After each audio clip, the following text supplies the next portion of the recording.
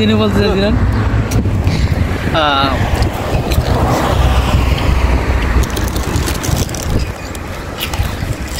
আঙ্কেলের লজ্জা হয়েছে।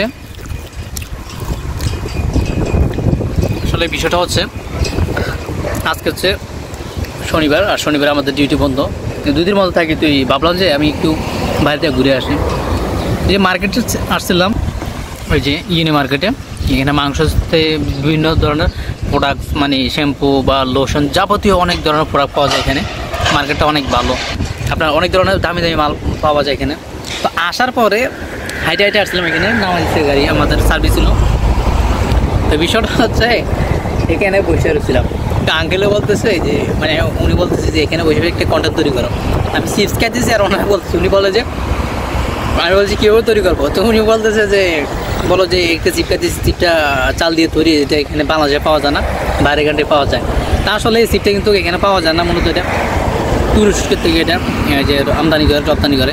এটা একটা তুরস্কের, সাইপ্রাস কিন্তু আপনারা জানেন যে তুরস্কের অন্তর্ভুক্ত, নর্থ সাইপ্রাস যেটা, আর গ্রিক সাইপ্রাস যেটা, ওইটা হচ্ছে আপনার গ্রিকের অন্তর্ভুক্ত। তো সেই ক্ষেত্রে এখানে আপনার আমদানি রপ্তানিটা আপনার তুরস্কের থেকে বেশি হয়। তো এখানে এসে আমি বসে রয়েছি, মানে মাটির ভিতরে বসে নিয়েছি আর পিল নিতেছি, যে আসলে এই যে আমি একটা এর উপর বসে রয়েছি, যে একটা গাছ দেখতেছেন, মানে ছায়া।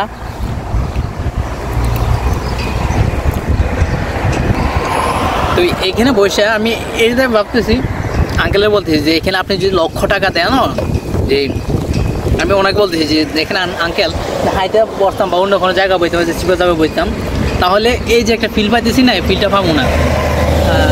উনি বলতেছে, বললো হ্যাঁ তুমি এগুলোই বলতেছো। আসলে এই গাছের নিচে, মানে ছোটো ছোটো পাতাগুলো দেখতেছেন, এই যে গাছের নিচে বাতাস বাইতেছে প্রচুর পরিমাণ।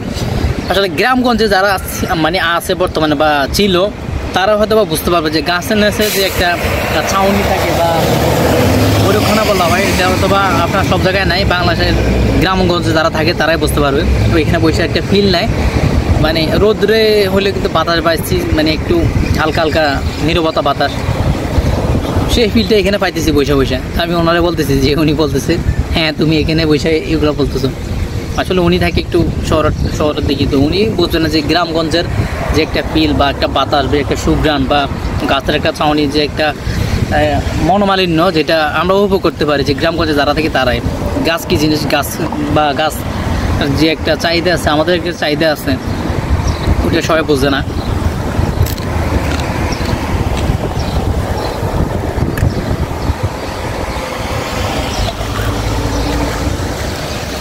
তো এটাই হচ্ছে ব্যাপার, আপনার জীবনে অনেক কিছু আসবে যাবে, জীবনে অনেক কিছু স্মৃতি রয়ে যায়, যে যেটা এখানে হঠাৎ করে মনে পড়ছে, বিধে আমি গাছের নেচে বসে গেছি।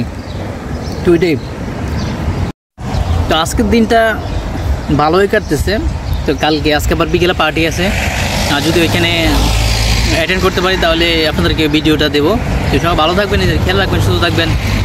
আর গ্রামগঞ্জ থেকে কে কী ভিডিওটা দেখতেছে সবাই একটু কমেন্ট করে জানান।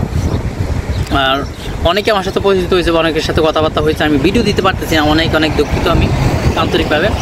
অনেকে আবার এখানে আসার পর আমার সাথে যোগাযোগ করতে চাইতেছে আমি বা করতেছে, আমি সময় পাইতেছি না আমার একটু সমস্যার কারণে। তো সমস্যাটা সময় করে একদিন বলবো নি, কাজের সমস্যায়, মানে কাজের সমস্যায়, কাজ ঠিক আছে কিন্তু আপনার কাজে একটা রুলস মেনটেন, একটা সময় টাইম টেবিল যেটা আছে মানে চেঞ্জ হয়ে গেছে। তো সেই ক্ষেত্রে সমস্যার কারণে আমি ঠিকমতো ভিডিও আপলোড দিতে পারতেছি না বা এডিট করতে পারতেছি না, সময় দিতে পারতেছি না। তো আবারও আপনাদের মাঝে আবার দেখা হবে নতুন কিছু নিয়ে। ভালো থাকবেন, নিজের খেয়াল রাখবেন, আর আমাকে সবসময় স্মরণ রাখবেন। আল্লাহ হাফেজ।